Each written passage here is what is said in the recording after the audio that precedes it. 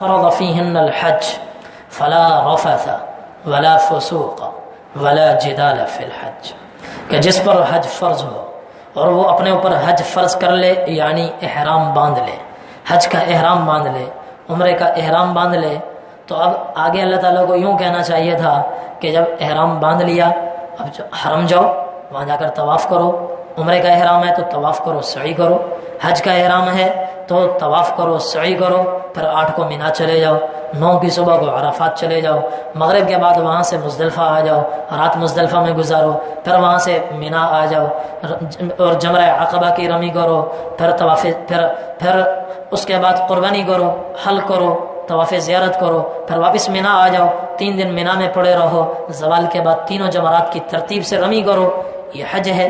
تو احرام باندھنے کے بعد آگے انہی مناسک کا ذکر ہونا چاہیے تھا، انہی مناسک کا ذکر ہونا چاہیے تھا، مگر اللہ تعالیٰ نے ان میں سے کسی ایک کا بھی ذکر نہیں فرمایا۔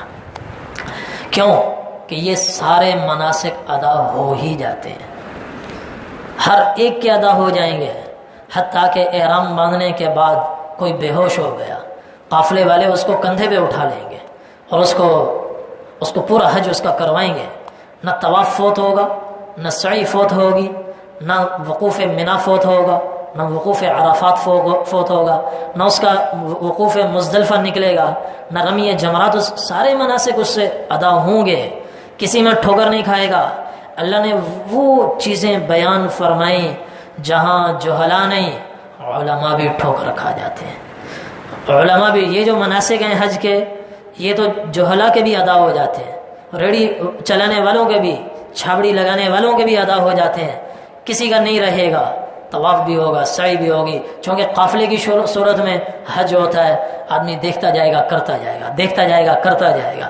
لیکن جہاں انسان ٹھوکر کھاتا ہے اور جس کی وجہ سے لاکھوں روپے لگا کر بھی جو مقاصد اس کو حاصل ہونے چاہیے وہ حاصل نہیں ہوں گے، جن کی وجہ سے ان دکھتی رگوں پر اللہ تعالیٰ نے انگلی رکھ کے ہمیں بتایا ہے کہ یہ کام نہ کرنا ورنہ حج صفر ہو جائے گا، حج صفر ہو جائے گا۔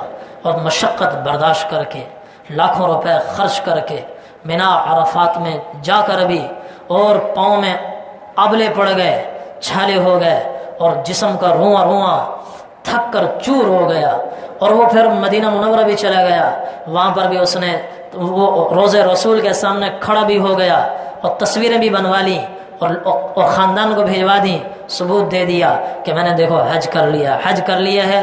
لوگوں کی نظر میں حاجی ہوگا، اللہ کی نظر میں حاجی نہیں ہوگا، جب تک کہ خاص طور پر ان 3 چیزوں سے نہیں بچے گا، خاص طور پر ان 3 چیزوں سے۔ وہ کیا؟ کہ جب احرام میں تم آ گئے، حج فرض ہو گیا، تو اللہ تعالیٰ فرماتے ہیں فلا رفث ولا فسوق ولا جدال فی الحج۔ یہ 3 کام خاص طور پر ان سے اپنے آپ کو بچو۔ کوئی بے حیائی معصیت کی بات زبان سے مت نکالو، فلا رفث، بے حیائی، شہوت، معصیت کی بات زبان سے نہ نکالو۔ اور دوسرا ولا فسوق، کسی طرح کے گناہ میں مبتلا نہ ہو۔ گناہ صرف زبان سے نہیں ہوتا، کانوں سے بھی ہو سکتا ہے، آنکھوں سے بھی ہو سکتا ہے، پاؤں سے بھی ہو سکتا ہے، اور گھورنے سے بھی ہو سکتا ہے۔ کسی جسم کا کوئی عضو کسی گناہ میں مبتلا نہ ہو، ولا فسوق۔ اور تیسری چیز ولا جدال فی الحج، حج میں پھر کوئی جھگڑا بھی نہ ہو، کسی سے کوئی جھگڑا نہ ہو۔ اپنے غصے کو قابو کرو، پی جاؤ، برداشت کر لو، ہونٹ سی لو، آنکھیں سی لو، کان سی لو۔ مولانا رومی رحمۃ اللہ علیہ فرماتے ہیں کہ چشم بند، لب بند، گوش بند، گر نبینی نور حق بر من بخن، کہ آنکھیں بند کر لو، آنکھیں بند کر لو، کچھ غلط مت دیکھو، کان بند کر لو، غلط مت سنو، ہونٹ بند کر لو، ہونٹ بند کر لو، زبان بند کر لو کہ کوئی غلط جملہ زبان سے نہ نکلے۔ پھر بھی اگر یہ 3 کام کر کے اگر تمہیں نور الہی اپنی آنکھوں سے نظر نہ آئے تو بھرے بازار میں مجھے بدنام کر دینا اور رسوا کر دینا کہ مولانا رومی جھوٹ بولتا تھا، یوں کہتا تھا۔ آج ہمیں نور الہی نظر نہیں آتا، کس وجہ سے؟ آنکھ بند نہیں کی، کان بند نہیں کیے، زبان بند نہیں کی، تو فرماتے ہیں چشم بند، گوش بند، لب بند، گر نبینی نور حق بر من بخن. یہ تو پوری زندگی کا دستور ہے، پوری زندگی کا نصاب ہے، خاص طور پر حج کا، خاص طور پر حج میں فلا رفث ولا فسوق ولا جدال فی الحج. عام طور پر حجاج کرام انہی 3 چیزوں میں ٹھوکر کھاتے ہیں، اور حج کے لیے نام آ گیا، سب کچھ ہو گیا، حج کیمپ میں پہنچتے ہیں، یہیں سے ان کے صبر کا امتحان شروع ہوتا ہے. ویکسینیشن کے عمل کے لیے جب لمبی لمبی لائنیں لگتی ہیں، وہیں جھگڑے ہو رہے ہوتے ہیں، جھگڑے ہو رہے ہوتے ہیں، وہاں مطاف میں جھگڑے ہو رہے ہوتے ہیں، اور مختلف قسم کی باتیں ہو رہی ہوتی ہیں. خیموں میں منا کے ایام میں خاص طور پر اپنے آپ کو نہیں بچا پاتے، دسترخوانوں پر جھگڑے ہوتے ہیں، اور وہاں ہوٹلوں میں جھگڑے ہوتے ہیں. تو فرمایا یہ چند دن ہیں حج کے، اس میں خاص طور پر ان 3 سے بچو. جو ان 3 سے بچے گا اس کے حج میں روح پیدا ہوگی، حج میں جان پیدا ہوگی، وہ حج مبرور بنے گا، حج مبرور بنے گا. ان 3 سے خاص طور پر بچنے کی ضرورت ہے. اور جس کو اللہ تعالیٰ نے حج مبرور کی دولت عطا فرما دی، حج مبرور کی دولت عطا فرما دی، ایک تو وہ میں نے پہلے بتایا کہ پچھلی زندگی کے سارے گناہ اللہ تعالیٰ دھو دیں گے، ایک گناہ باقی نہیں ہوگا، نہ چھوٹا نہ بڑا، نہ چھوٹا نہ بڑا. اور دوسرا حضور صلی اللہ علیہ وسلم نے فرمایا والحج المبرور لیس له جزاء الا الجنہ. جس کو اللہ تعالیٰ نے حج مبرور کی دولت عطا فرما دی، اس نے تمام مناسک بھی ادا کیے، اور ان 3 سے خاص طور پر بچا، 3 سے خاص طور پر بچا، تو اللہ تعالیٰ اس کو کیا عطا فرمائیں گے؟ کہا یوں حضور نے تعبیر فرمائی، اس کو میں ذرا وضاحت کے ساتھ یوں بیان کروں کہ اگر اللہ اس کو آسمان پورا کا پورا دے دے کا بدلہ نہیں ہوگا، اللہ پاک اس کو چاند تارے توڑ کر دے دے، اس کے حج کا بدلہ نہیں ہوگا، اور اس کو اللہ تعالیٰ ساری کی دولت اس کو مل جائے، اس کے حج کا بدلہ نہیں ہوگا. اس حج مبرور کا بدلہ کیا ہے؟ اللہ جنت میں ہی عطا فرمائیں گے، اور جنت ہی اس کو عطا فرمائیں گے. لیس له جزاء الا الجنہ، جنت کے سوا کچھ اور بدلہ ہو ہی نہیں سکتا. نبی کریم صلی اللہ علیہ وسلم نے ارشاد فرمایا من حج فلم یرفث ولم یفسق رجع کیوم ولدته امه. جس نے اس طرح حج کیا، نہ کوئی غلط بات اس زبان سے نکالی، نہ کسی گناہ میں مبتلا ہوا، معصیت میں مبتلا ہوا، فسق و فجور میں مبتلا ہوا، نہ کسی سے جنگ و جدال کیا، جھگڑا کیا، تو اللہ تعالیٰ حج کے بعد اس کو ایسا فرما دیں گے جیسے ماں کے پیٹ سے نکل کر ابھی دنیا میں آیا ہے، ماں کے پیٹ سے نکل کر ابھی دنیا میں آیا ہے. جیسے بچہ جب دنیا میں آتا ہے گناہ سے پاک ہوتا ہے، ایسے ہی اللہ تبارک و تعالیٰ اس کو بھی گناہوں سے بالکل پاک فرما دیں گے. اور پھر قرآن کے یہ تین کام اتنی آسانی سے نہیں ہوتے، اس کے لیے ایک چیز کی ضرورت ہے، ایک خاص چیز کی ضرورت ہے. اس کو اللہ تعالیٰ ایک اور آیت میں بیان فرماتے ہیں، فرمایا وَتَزَوَّدُوا فَإِنَّ خَيْرَ الزَّادِ التَّقْوَىٰ، کہ حجاج کرام جو کچھ لے کر جاتے ہیں، اب تو بہت کم لے کر جاتے ہیں، 50 سال پیچھے چلے جائیں تو پورے 2 مہینے کا راشن بھی ساتھ لے جاتے تھے، ٹرکوں کے ٹرک بھر کر لے جاتے تھے.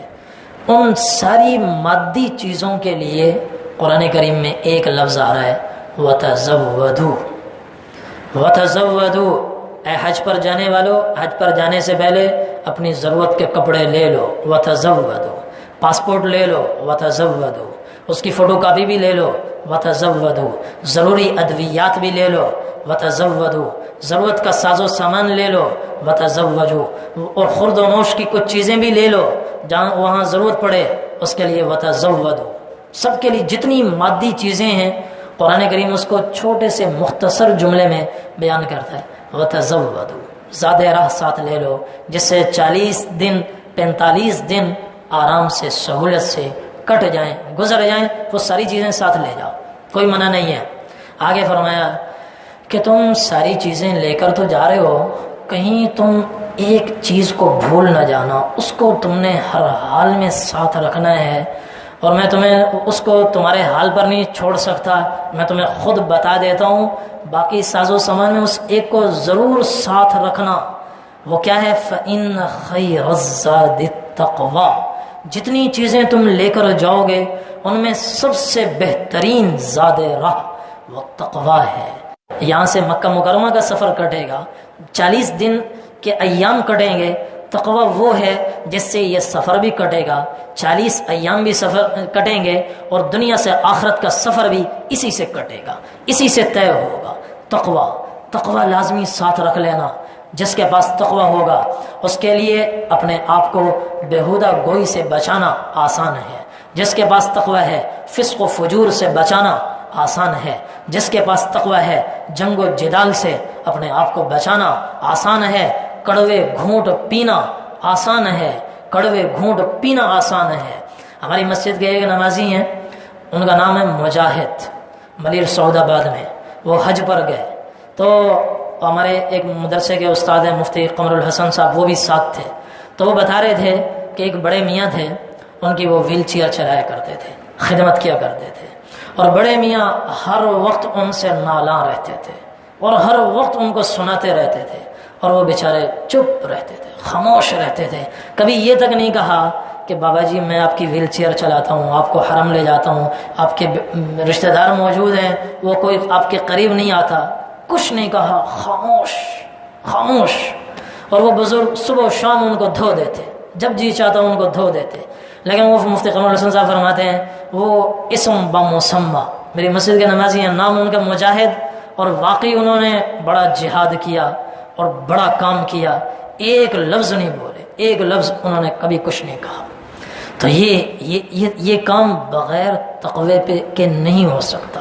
اور تقوی کیا ہے؟